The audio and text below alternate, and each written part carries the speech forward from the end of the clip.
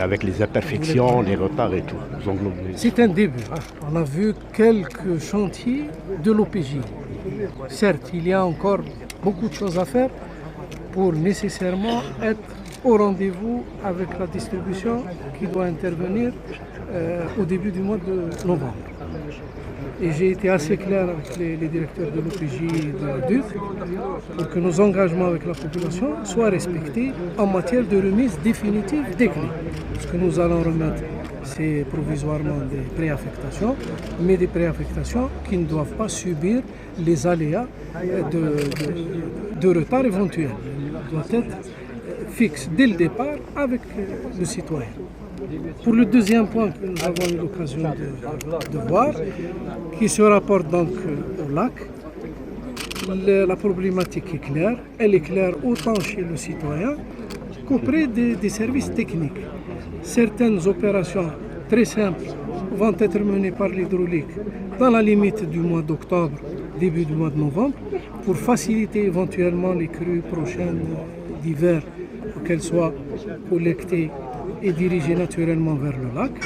Et il y aura à terme, sur 3 ou 4 mois, la finalisation d'un ouvrage hydraulique que vous avez eu l'occasion de voir et qui participera donc à la préservation du côté hydrique de ce lac.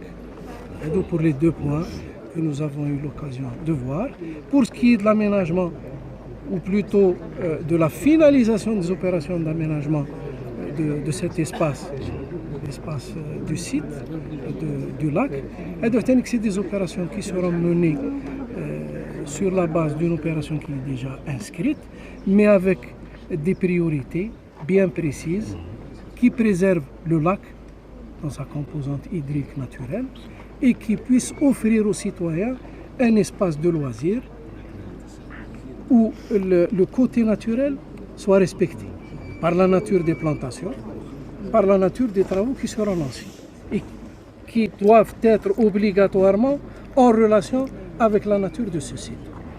Pour ce qui est du troisième point, celui de l'APC, nous avons déjà pris contact.